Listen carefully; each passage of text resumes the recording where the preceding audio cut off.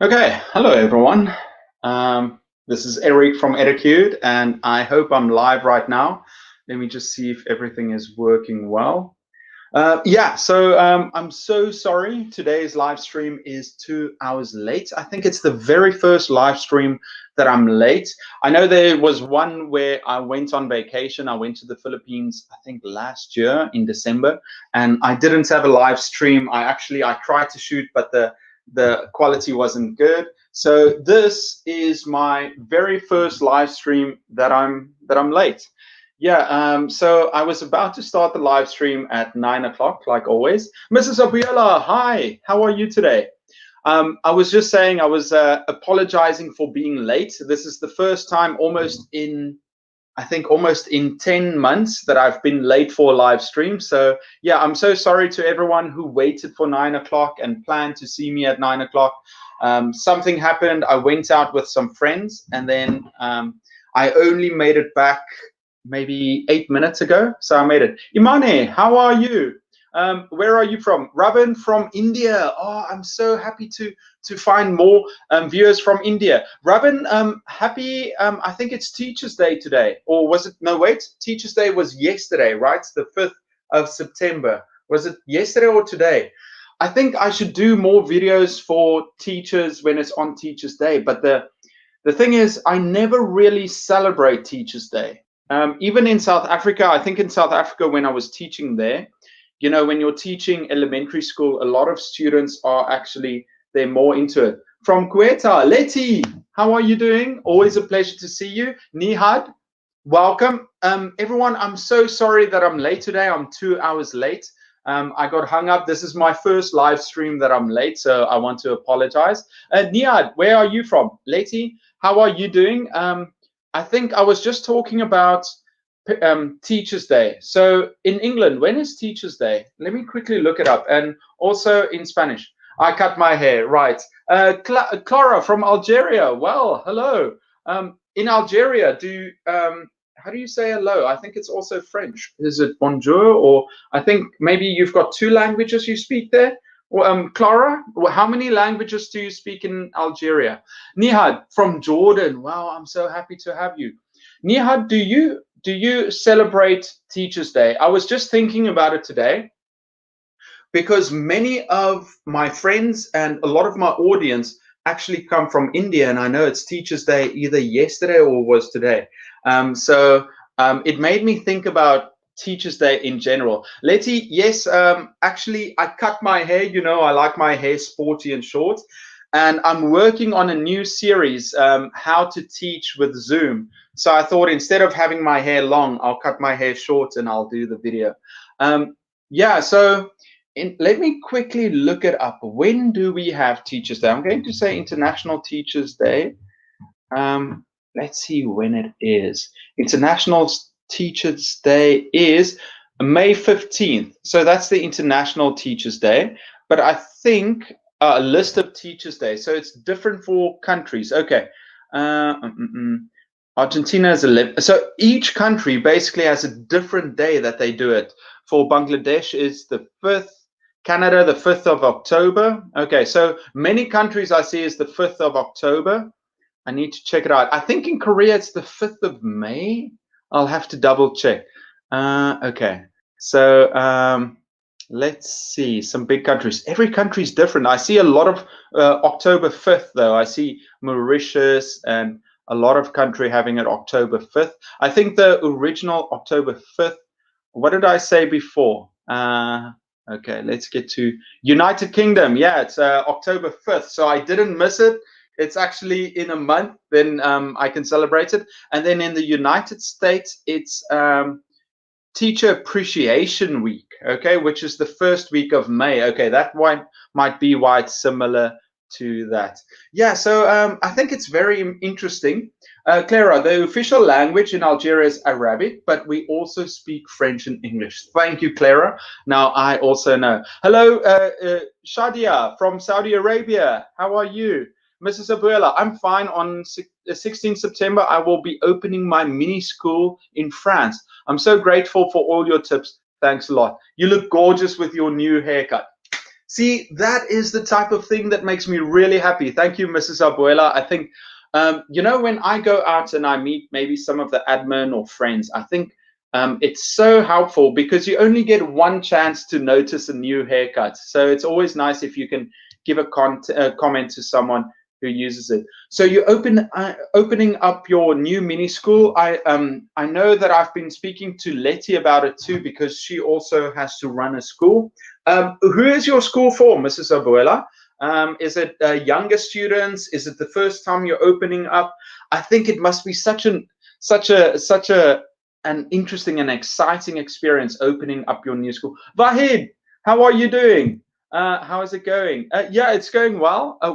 See, Letty, I was just asking Mrs. Abuela there. Galina, nice to have you again. Everyone, yeah, so today I'm 2 hours late. Is that a big problem for you? Because let me tell you the reason why I started 9 o'clock. So originally I started, so it's 9 p.m. in Korea. I think it's 1 p.m. GMT. So 2 hours ago, that's when I usually have my live stream. And I did that because I knew on Sunday nights I would always be home. I'm usually home on Sunday nights. But today I met some friends and we went out, and we went out a little bit longer. So I changed the time to now. So if it's a big problem, let me know. Otherwise, if you actually like this time more, I will change it.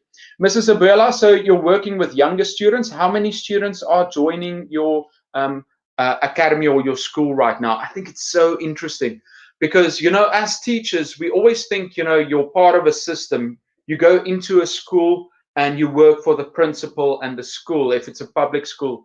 If you're working at an English academy, you're going in and there's also a director.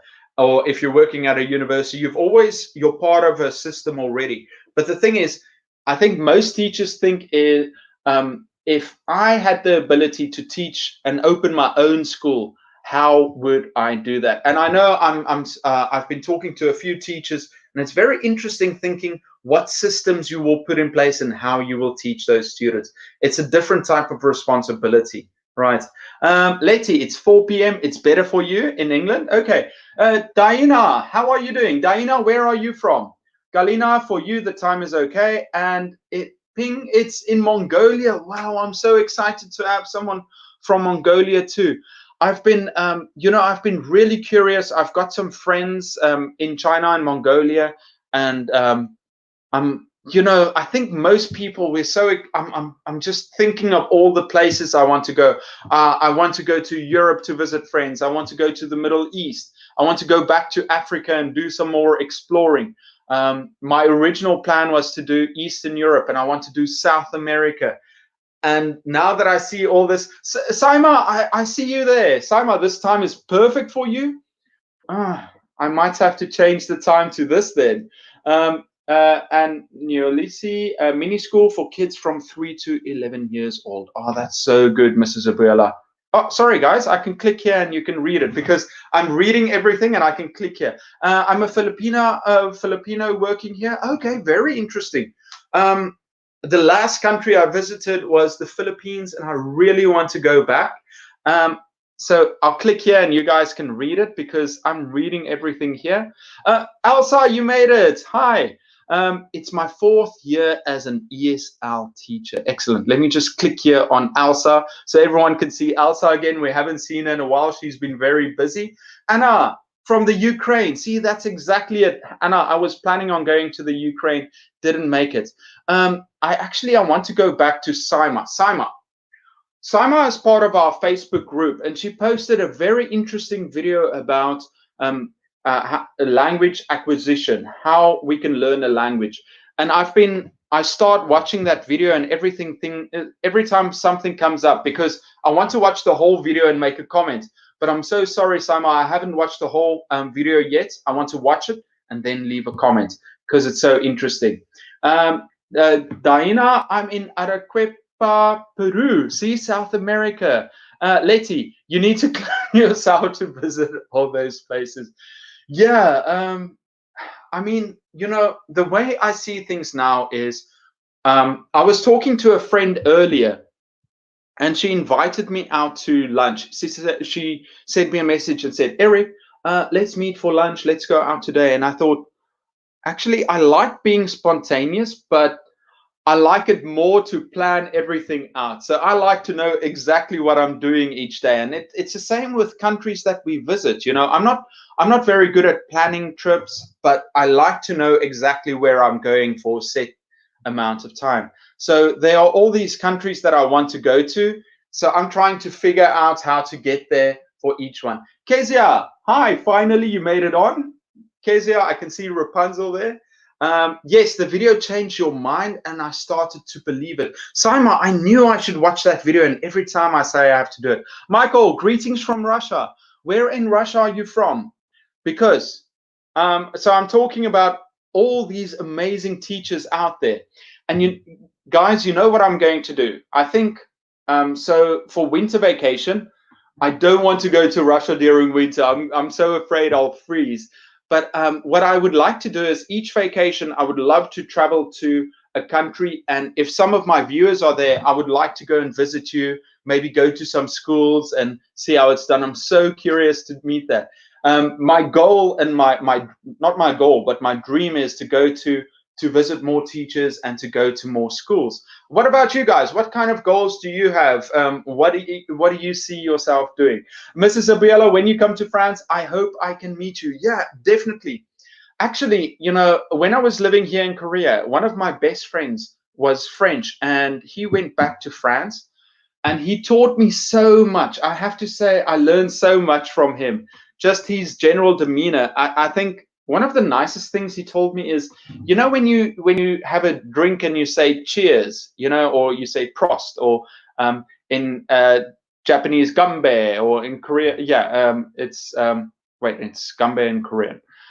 When you do that, he said that in France and maybe in some European countries, when you do it, you keep eye contact with the person you go and you say cheers to. And I will always remember that, because that's something nice. Usually when we do cheers, here's a cup, we look at the cup. But he said, no, you keep eye contact and you say cheers. And I think just I've learned so much from him, so I would love to go back. Saliha, so you're also in France, Samira Frobel Academy, that's where you saw. What about Jordan? Come and visit us. I'm accepting that as a formal one. Martin, you made it. Sorry, I should click on here. Martin said, could you share the link to the video about language? Marta, sure. Guys, give me a second. I'm just going on to my Facebook, because you hear me talking about it with Saima. Saima says, wow, you should come to my country. You're so welcome. I would love to. Let me quickly go. If you haven't joined the Etacude group, please join the Etacude group. Right now, it's open for anyone. If you find anything interesting about teaching, especially languages, post it in there. Here we go. I found it. I'm going to click on it. Give me 1 second. Okay, got it. I'm going to post it for you now. Simon, maybe you would have been quicker. 1, 2, 3, and I'll post this here. Okay, can everyone see? Okay. It's posting now. Niad, what about Jordan? I would love to. Michael, from the southern part of near the Black Sea. Did it go? Yeah, I think it's there. Okay, let me see. What did you say? From the southern part of Russia near the Black Sea, I'm just starting my journey to the world of ESL teaching. Michael, you are so lucky. You know, I think back to when most of us started, you know, people gave us ideas. I remember I used to teach in South Africa, and the first couple of years I found my feet just trying to learn how to control the classroom and to figure out how to do all the admin and the paperwork. And then when I came to Korea to teach ESL, I had this idea of teaching in a real school, being very formal. Clara, can you speak Korean well? 조금 할 수 있어요? Actually, I might put out a 한국어 조금 할 수 있어요. 왜냐하면 공부 잘 못해서 영어로 잘 말하기 어려워요. I just said a lot of words. Basically means I'm not good at Korean because I don't study well enough. From Argentina, Sandra, hi. Martin says, you have to turn around. You have to turn around when you say cheers to drink with elders in Korea. I think drinking culture is so interesting because if you go to a new country and you want to socialize, you go out and you learn how to drink together. And Korea, it's actually very interesting. There are a lot of rules when you talk to an elder, just like Martin said. You have to face away from them and drink.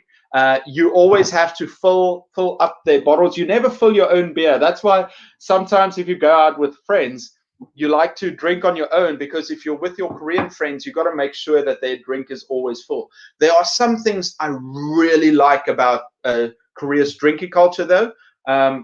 Just the fact that you can eat and drink together, and it's more like a shared experience where you make sure each person is taken care of.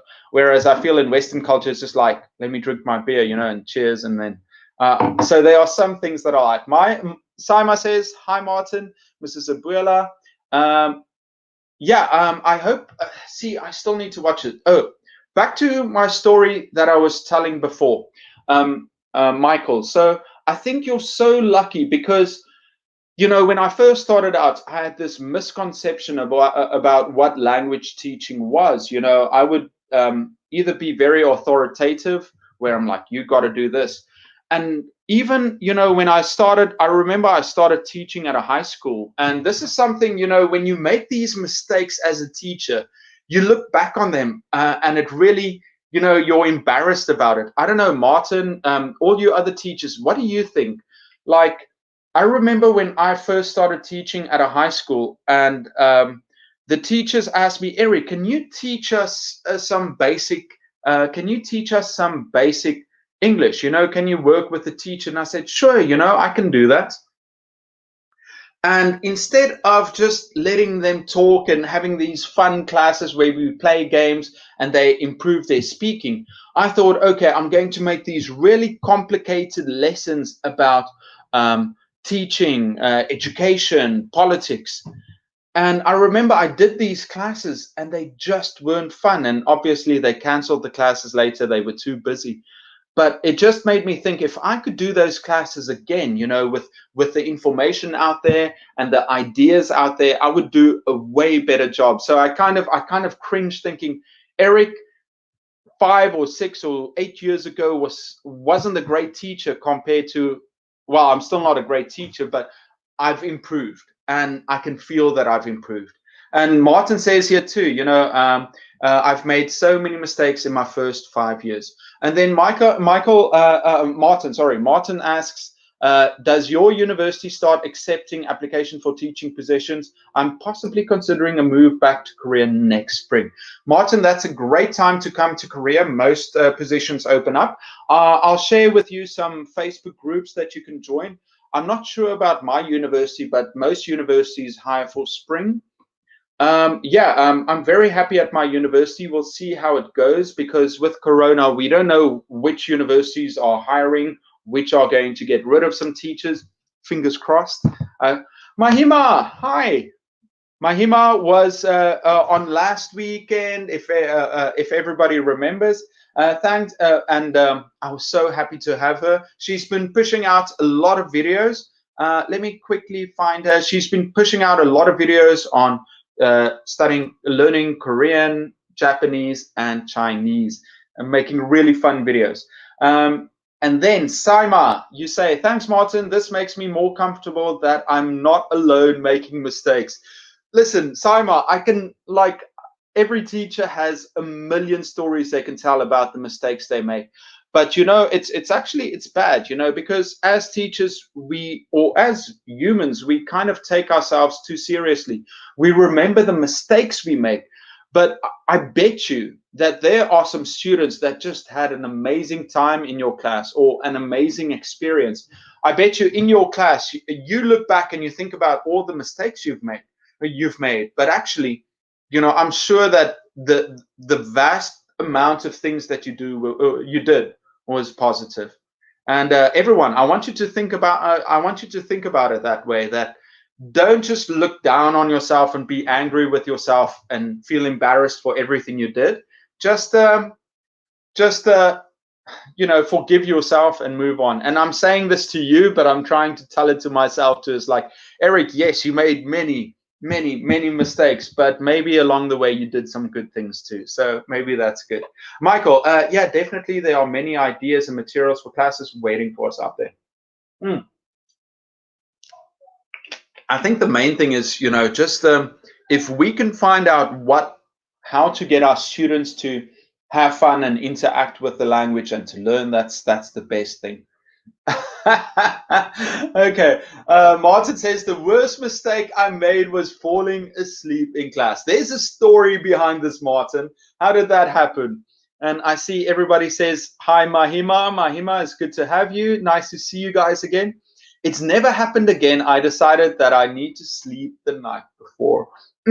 So it means that you probably went out and you had too much fun and you went to class. Yeah, I think, the best thing is for us teachers, it's better when you're fresh and you go into the class and you do your best. But Martin, something that might have happened that was worse is if your students fell asleep during class, which happens a lot, So yeah, no, obviously get enough sleep, and then once you go to class, do your best, keep it interesting for the students, and hopefully they don't fall asleep. Cece, I do this all the time, imposter syndrome. Yeah, actually, you know what? I had this conversation with someone the other day where they felt like they were very depressed and very sad, or something happened and they felt really bad. And I had this idea, because everybody goes through it. And what I told them is that, right now you might feel very depressed or sad. It might feel like this is your reality forever. But the truth is that a week, 2 weeks, 2 months, a year from now, it's going to change. So whatever you're going through right now, it's temporary. And this imposter syndrome, that we feel like we're not the real teacher, it's also just temporary. So it's that whole thing where they say fake it till you make it. There is some truth in it, where you've got to tell yourself, listen, you are the leader, you are the teacher in the class, you are the one showing them what to do, you are the best possible person in this class for your students.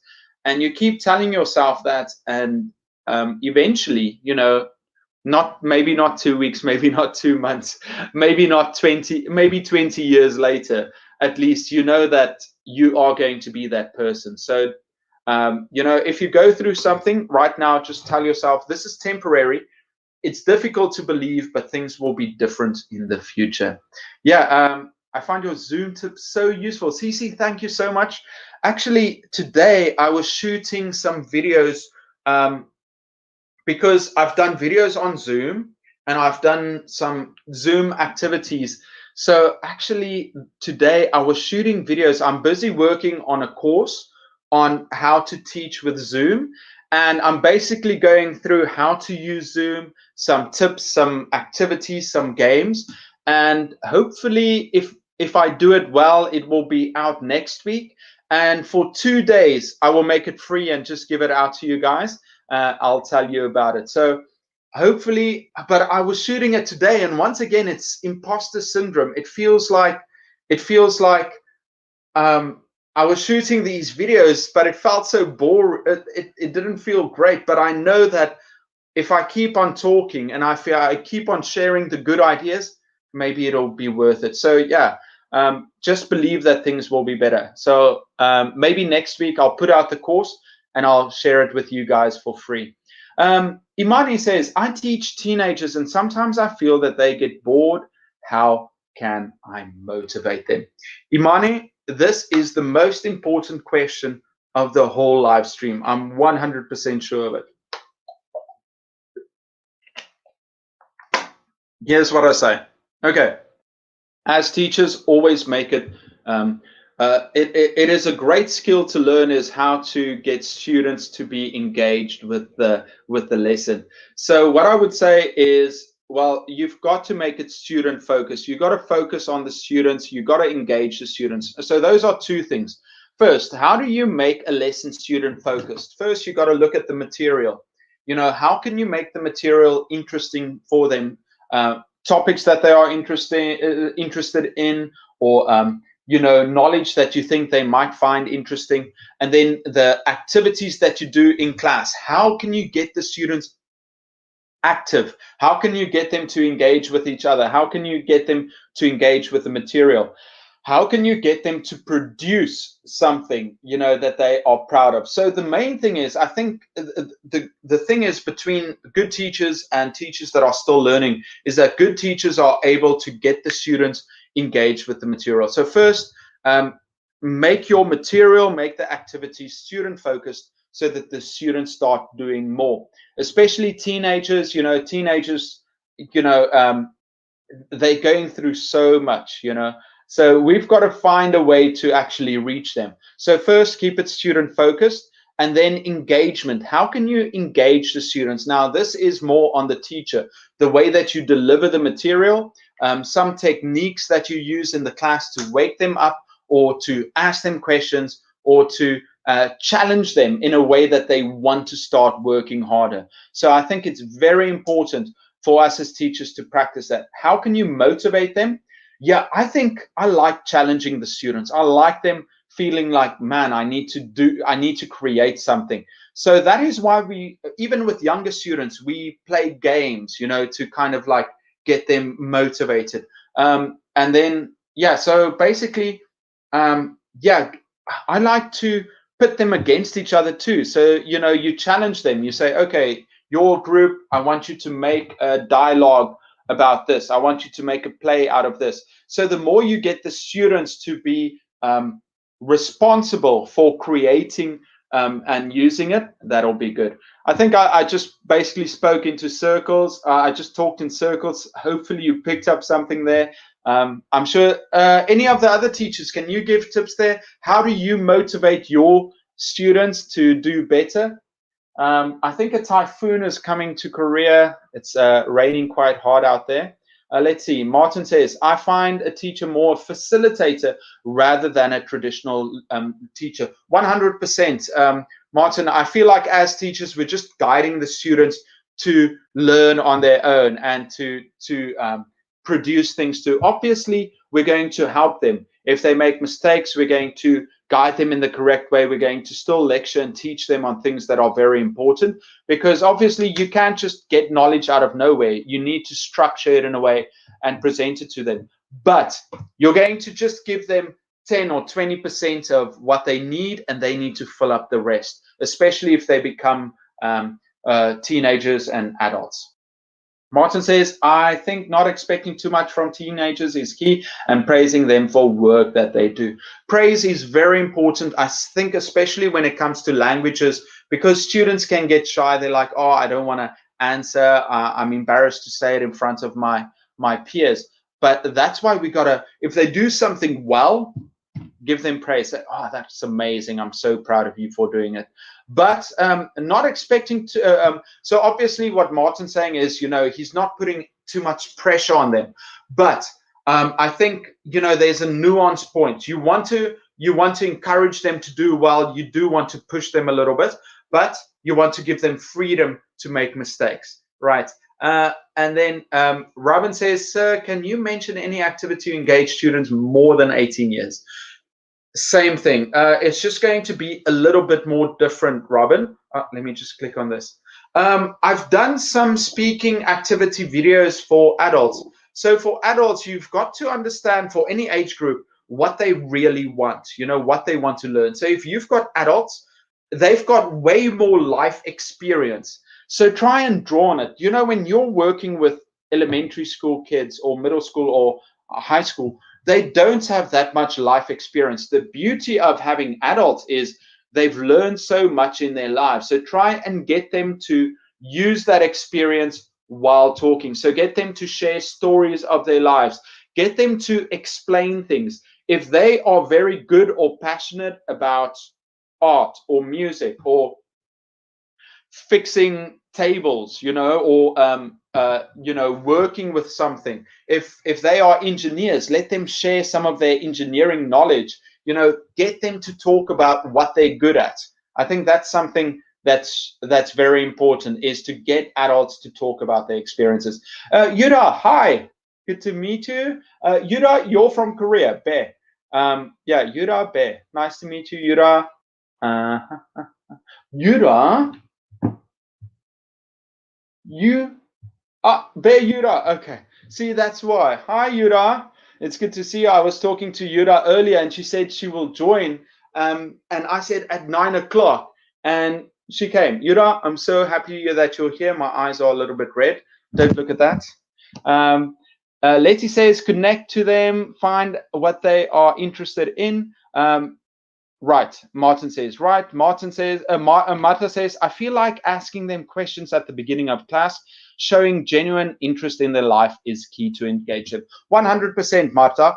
With my online classes, as soon as the students come in, I start asking them questions. I'm like, what did you do last week? If it's Monday or Tuesday, I'm always asking them, what did you do last week? Where did you go? Did you have lunch? You ask all these questions.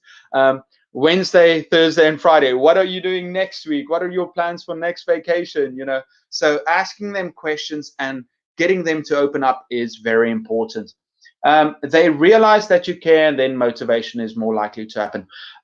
Yeah, they've done many studies. If students care about who you are, then and they feel like they've got a relationship with you, they're going to be working much harder. Diana, your tips for advanced students are excellent. I feel like I'm just like randomly saying things, so I hope you picked up something, Diana. I'm sure I'll make some more videos in the future about it. Martin says, try to keep up with what is popular with teenagers, music, computer games, and culture. Yeah, it's always so much fun if you ask students about, what music they're interested in, and you're able to like say, oh, they sing that. Oh, I actually like this song a little bit more. Or they're part of this group. Oh, 2 years ago, didn't they do this? So I think, students feel like they understand you more if you do that. But I wouldn't say it's everything. I think it's important to be able to have a conversation with anyone. If I'm talking to my grandmother and she's really into baking, and she's like, oh, Eric, I just baked this cake. I'm like, grandmother, that's amazing. But I heard that this cake is very similar. And if you can draw that passion out of them, it's so important. And if you can, it doesn't mean that you need to be an expert in anything. But if you can pick up a little bit of information here and there that you can use, that's perfect. And you start to learn your students a lot better too. Marta, yes, praising and helping them when they make mistakes. Excellent. Saima, they can engage with abstract thoughts. So I think sometimes it's okay if we don't teach them through playing. Sure. You don't have to use playing all the time. I think the main idea is to keep things interesting. Sometimes you can use games, sometimes you use conversation, sometimes students just like to sit on their own and do their own thing. It's just about balance and finding out what works. For me, in language classrooms, as much as I can get the students to work together, the less I talk, the less my teacher talking time goes down, and the more they speak, the better for me.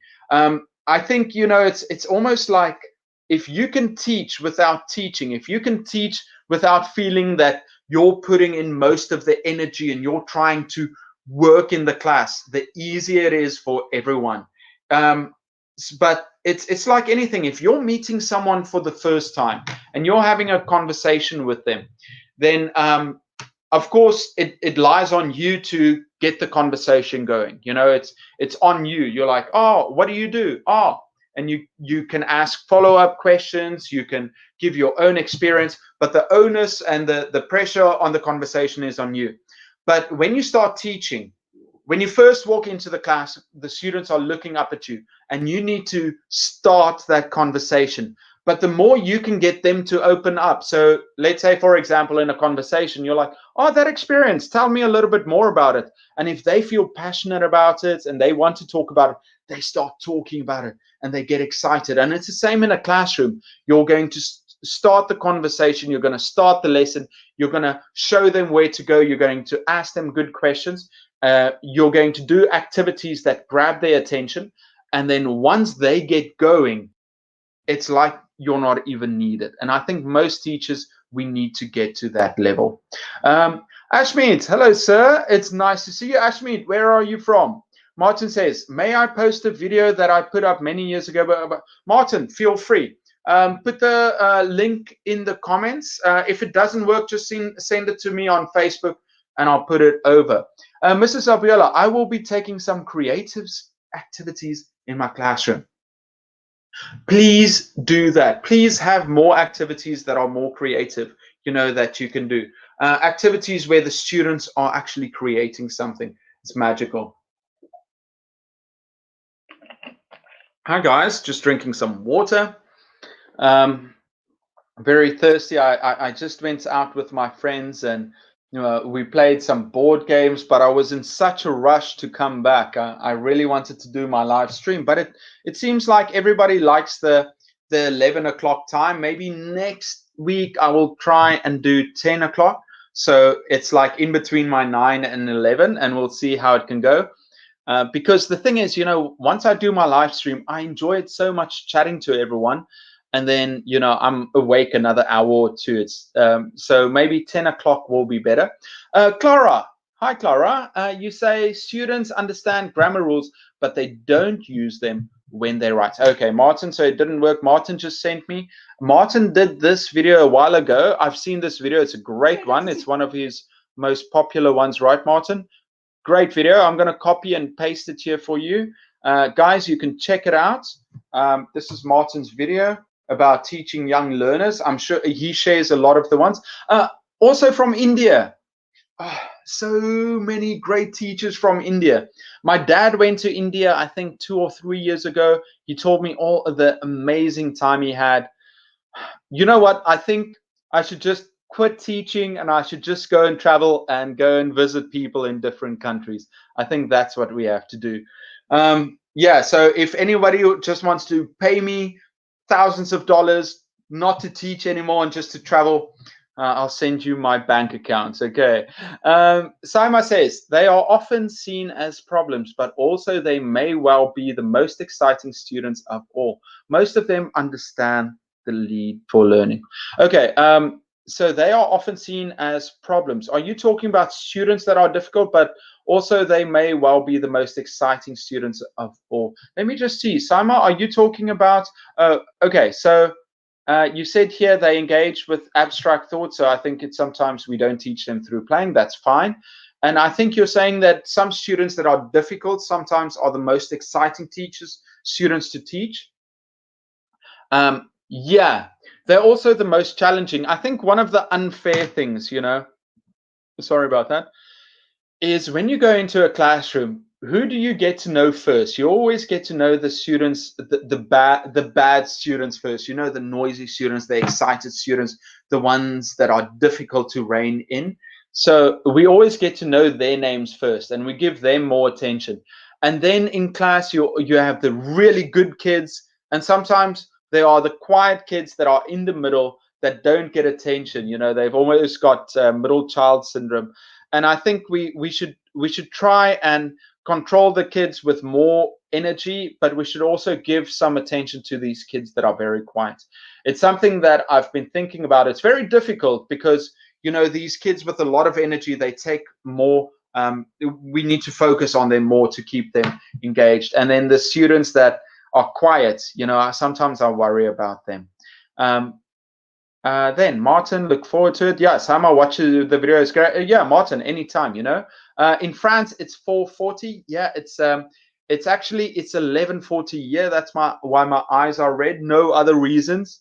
And then Martin says, I believe it's about teenagers can be problematic and exciting. Good point. Okay. Oh, sorry, Sama, you were talking about teenagers in general. Yeah.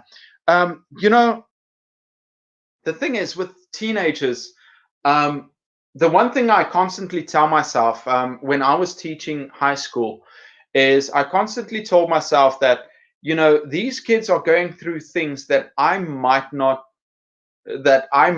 be able to understand. It might be too long ago for me to remember what it was like being a teenager, So I always told myself, listen, you want the kids to learn something. You've got goals for them. You've got objectives in the classroom. There are things you want them to learn. You want to get them excited. But sometimes the kids come in, or a kid comes in, and maybe they're not as energetic. They might be kind of down, or something might be wrong. And I always tell myself to be kinder than I would. Like, if I was teaching someone else and I would be like, you've got to listen to this, I would put more pressure on them. I think as teachers, the more experience we get, the more we can feel out situations. I'm totally not there yet. I know so many teachers that they've got a better emotional IQ, a better EQ, where they can understand that kids are going through something. So I told myself from the start, Eric, if you're going to the classroom, be more patient with teenagers. That's something I told myself, and it happened. Imane, please, can you give us a way to teach with flashcards? I've got a video on flashcards. Actually, one of the things I want to do is I've got so many. I feel like I might be the flashcard teacher, because in the past I would teach a lot using flashcards, because it's easy for kids if they've got something to work from. It's very difficult if we tell them, oh, just use something from the top of your head. The reason I like flashcards is because you can create games, you can give them something to work on. I'm just looking it up because I've got a video on flashcards, and I'm quickly looking it up if I can find it. It's one of the videos I'm really proud of. I used a green screen, so there are some mistakes in it, but I gave some ideas on how I found it. Okay, it's a really cool. I really like this thumbnail that I've got. Give me a second. I'll paste it for you now. Here we go. Oops, is that the wrong one? Sorry, it's the wrong one. Give me 1 second. Copy. Sorry, everyone. This is the one I wanted to use. Okay, this is the one on thumbnail using flashcards. Yeah, actually, guys, I've got a question for you. So recently, something interesting happened. On my YouTube, I am able to create a subscription service. What does that mean? It means that people can join on Facebook, and you can pay $2 or $5 or $10, whatever it is, to join like the Etacude club. And for people that join, I can give something special. I can give something extra.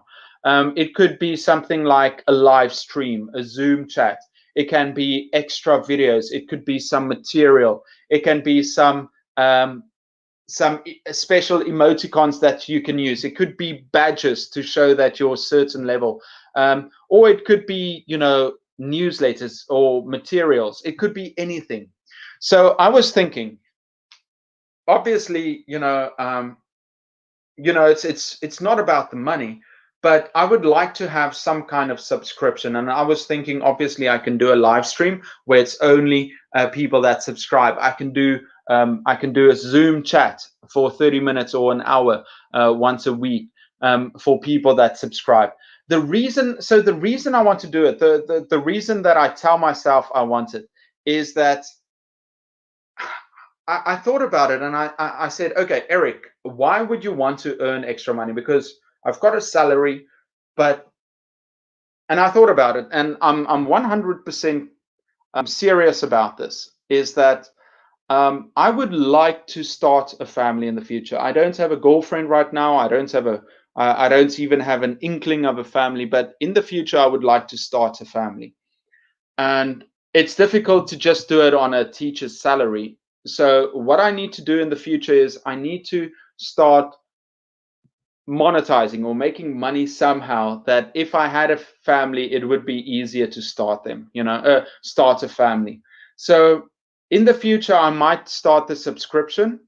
And I think, I call it for my future family fund. I'm going to start saving money to start a family in the future. I'm still young-ish. I'm 35 now, 36, soonish in a couple of months, but it's getting kind of late. So if I start a fund in case I meet someone special that I can settle down with, that at least I've got some funds to make it easy. So yeah, that's something I wanted to talk about. That in the future, I'm making these courses that I'm going to put out. I'd like to write more books. I'd like to monetize my channel somehow so that I can start saving money in case I can start a family. I hope you guys understand that. Yeah, it's not that I'm being selfish or anything, but with this one thing, I'm getting older and it's something important to me. Anyway, so how do you think? What would you like to have if I started a subscription service? What would you like to see? Saima says, yes, I'll watch that video. It's a great one, really helpful. I hope I can make some more videos in the future, Saima. Martin says, I think reinvesting into your channel would be a useful way if you were to introduce memberships. Yeah, definitely. I mean, the more things that I can make for the viewers, I would love to help out and do that if people enjoy it. Ashmit, you said, sir, teenage is one of the best time to dedicate to their studies, but why are teenagers somewhat distracted in doing mischief so they can't focus on your studies? Wow, Ashmit, that's a good question. Well, I'm not a psychologist, but I'm trying to remember when I was a student. I wasn't the best student. I was good enough, but if I look at the subjects that I enjoyed and I put time in, it's either I really enjoyed the teacher or I really enjoyed the subject, or in the class there was just a classroom atmosphere where I was motivated to study more. Whereas in the classrooms where I was mischievous, it was because either the teacher I didn't like the teacher, or in the classroom it was boring, so I had to find another way to show off or to do something. So I think, why are teenagers mischievous in the classroom? I think number one, it depends if I like the teacher, the person teaching the subject. If I find the subject interesting, so if I like the subject, if it's done in an interesting way, or then if the classroom environment is conducive to learning, that's very important. So if you have a school where all three of these things, where the students are focused, your friends, the teachers are really good at what they're doing, and I've got a good relationship with them, and also if the subject is being taught in an interesting way, students will do that more. Now, if you are in a class where there are some bad students, you've got a few options. Either you can create a relationship with a student where you show them that you're the leader and this is what you want in your classroom. You can, and also they start liking you and trusting you, so they start doing better. You can also present in the class, you have fun activities or interesting activities. And then otherwise in the classroom, if there is a good classroom environment where everybody feels focused and they feel safe, you'll have a much better time too with those students. I don't know. That's from the top of my head, so don't take my word for it. I'm sure there are many others there. But yeah, there's mental. Okay, so Martin says, yeah, it's because there are lots of exams and things to worry about. Yeah, like I said, for students, like I said before, I want to give them more. I want to give them more space. I want to tell them, listen, they might be going through something emotional or physical. During that time, that's when they start making girlfriends and boyfriends, and maybe they're playing sports, and also there's a lot of social things that go on. So for us as teachers, even though they go through all these traumatic or really big moments in their life, in your classroom you should have an environment where they feel safe, I feel. Mrs. Abela, you're right. Yeah, there's also mental stress too. Yeah, I think even as an adult, I'm still like this. I'm very emotional, not too emotional, but I've got all these things I'm going through. Imagine when you're a teenager, how you're doing then. So much going through. Marta says teenagers are just trying to find their place in the world. I think that nowadays they have a lot of pressure with social media. Yeah, that's something extra too. I can't imagine it now. They're so much better than us at social media. You know, it's a scary thought thinking how to navigate not just your social life, but now you've got social media where you're constantly presented with what everybody else is doing. It's a scary thought. I'd like to see how teenagers from today turn out in the future, and how, you know, how they start once they reach our age, what they start doing. I think it'll be very interesting. Oh, guys, can you hear me well enough? I'm sitting so far away, so lazy. Saima, teenagers this period, we are too excited and we feel. Saima, maybe that's you. You feel like you knew everything. You're still too smart. Yeah, no, it's true. It's you know, growing up, it's, you don't want to admit that you're wrong, and you've got this sense of you know, it's, you want to be right as a teenager. Yeah, Martin says here, I was not a good student and teachers were never able to inspire me. I ended up going to uni as a mature student. Some students start late, and the same can be for kids, but never give up. Very true. Never give up on your students, always. Nazli, you're so late, but I'm always happy to see you. Sorry, actually, I'm late. I started this 2 hours later. Martha says it is difficult to balance your life with the crazy hormones going on. Yeah, no, hormones, like we think we're natural and we're sane, but actually as teenagers it's difficult. Nazli, how are you doing? I'm 2 hours late, and I really apologize for that. But I think next week I will start 2 hours. So I usually start at 1 p.m. 1 p.m. GMT. Next week, maybe I will start at 2 p.m.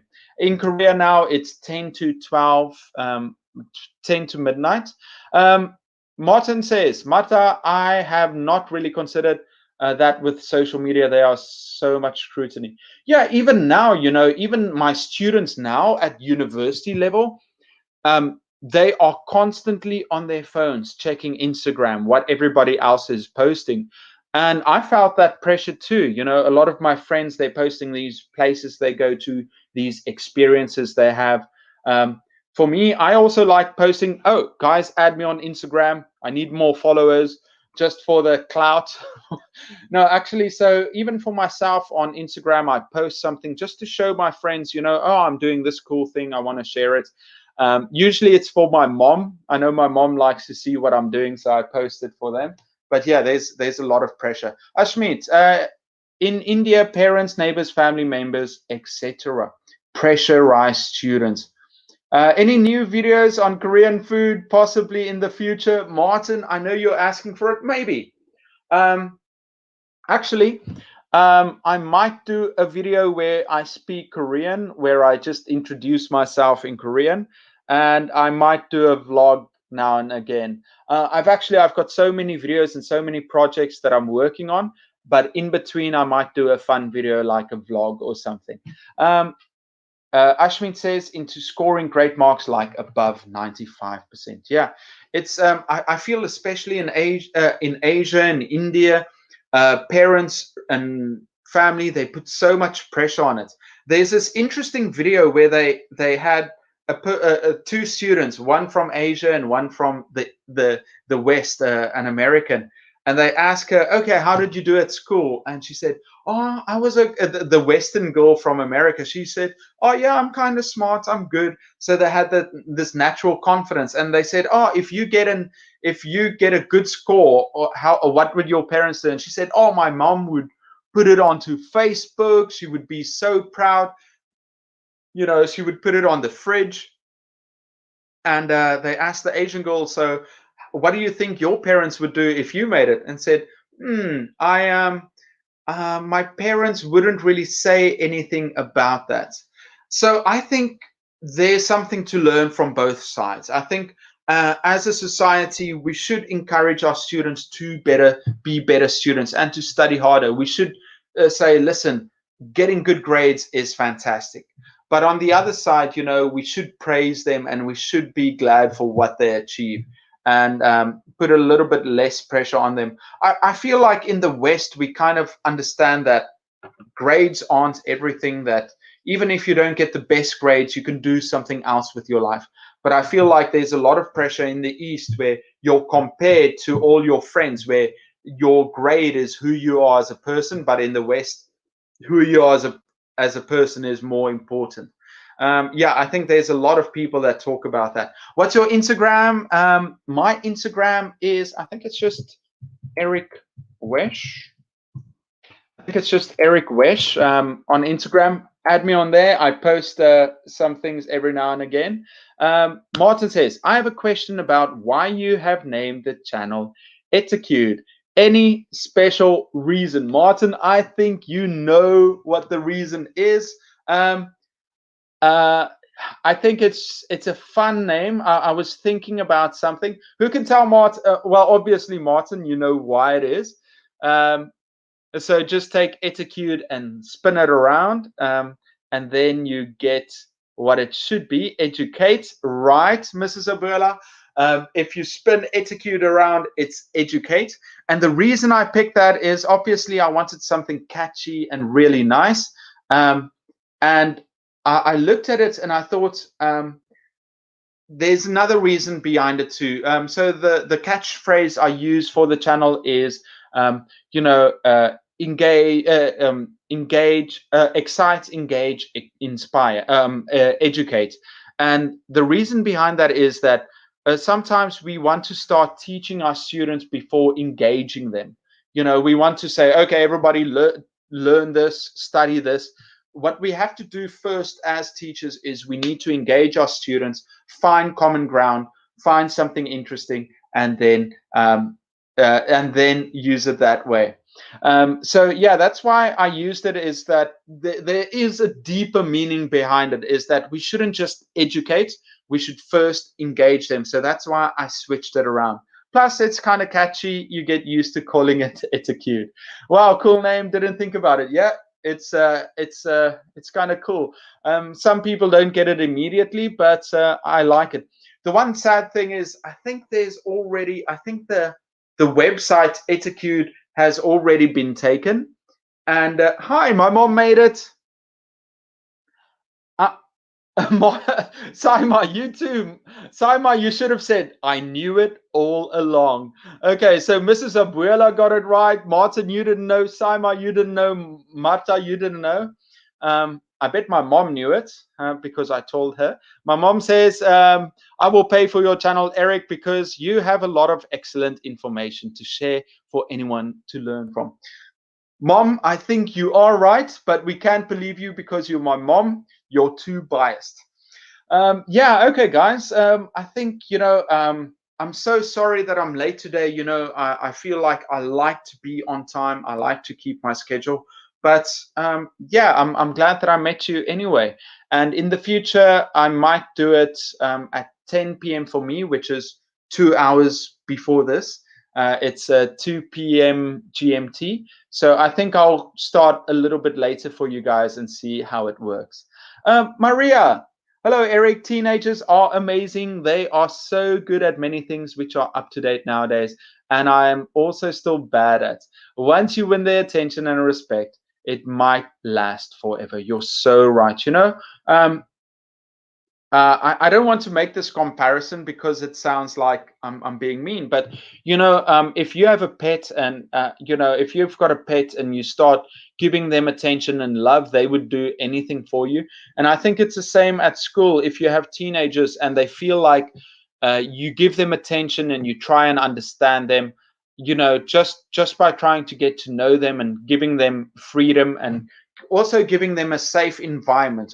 Obviously, before you can give someone, before you can give them love, you need their respect first. This is something I quickly want to hit on. This will be my final point. A couple of weeks ago, I met some friends at their house. These are two ladies, also two teachers, and both of them have dogs. And these dogs, they just let the dogs do whatever they want to. And I went in, and the very first thing I did when I went in is I ignored those dogs. I didn't give them any energy. I didn't give them attention. I didn't give them a reaction, because I know that before I can give them love, I need their respect first, right? Because what most people do wrong is they see a pet and they're like, oh, let's just give it love, let's give it happiness, let's just show it affection without it doing anything. And that creates a really bad situation. With the students too, like if you start just giving your students attention and you say, oh, you're such a good student, too much praise, or you try and win their affection, that's not the right way to do it. If you try and win their affection and trying to be nice to them without them earning your respect, that is a way to failure. What you want to do first is you want to create a safe space where you say, listen, this is my boundary. This is my boundary. This is what I want you to do inside my boundary. Once they agree to those rules, then you can start giving them affection. And that's exactly what I did with those dogs. I went inside, I didn't give them affection. I waited for them to, and if they pushed my boundaries, I'm like, no, just go away. Didn't give them eye contact, didn't talk to them. I let them smell me first. And then when they start understanding that this is my boundary, these are my boundaries, then slowly I'll start giving them affection and they like me more. And these girls they're like, what's going on with these animals? Usually they bark. Usually if you just move to pick something up, they bark or get aggressive. And I said, no, it's because those are the boundaries that you placed on them. That is what you accept. You start you say, this is my boundaries, this is what I expect from the animal. The animal feels like there's no boundaries. You're just giving it affection and food without it having to work. Now it has to take up a more senior role, and it doesn't want that role. And it's the same thing for students too. So all I did was I went inside, gave my boundaries. When they accept that, then you give affection. Okay, Clara, Eric, can you give some advice, a good book for teaching young kids? I'm going to Mrs. Obiela. Actually, one of the things I feel the most guilty of is I get asked this question a lot. Eric, what books can you suggest? I don't feel comfortable sharing all the books because I've used so many, and there are some that I like. In the future, I will make a list of books that I really enjoy and that I can suggest. But right now, I don't feel comfortable sharing all those. But Mrs. Obiela, it's on my to-do list to make a list of books that I really like using. Okay, guys, we're almost finished. Clara, how to assess our students. I'm going to leave this for another video, Clara. I'm sorry. I think we're almost at the time. I did do a video on giving feedback to our students. You can look that up. Martin, the Dead Poet Society, very similar points. Yeah, haven't watched that in a month. Captain, oh Captain, Captain, my Captain. Simon, my students are my own kids. I teach them as a mother. They are not afraid of me at all, even my shyest one. My head says, the kids love you, Samira. That's so sweet. That's so nice. Mata, you're right. Sorry, you're right. Right. I do that all the time. No worries. You must make the class full of interesting, creative things. Niad, 100%. Mr. Sabiela, thanks. I will. Ashmeet, sir, you might not be knowing, but you have a deep knowledge of psychology.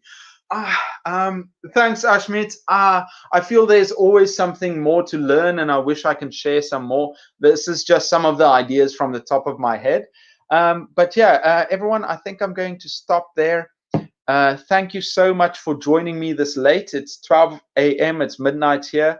I started late, but I'm so grateful that you joined me. Everyone, have a fantastic week. I'm going to get some sleep now. And yeah, thank you for joining. Everyone, have a good night, and I'll see you next week. Everyone, bye-bye. I'll just say thank you here before I switch off. Thank you.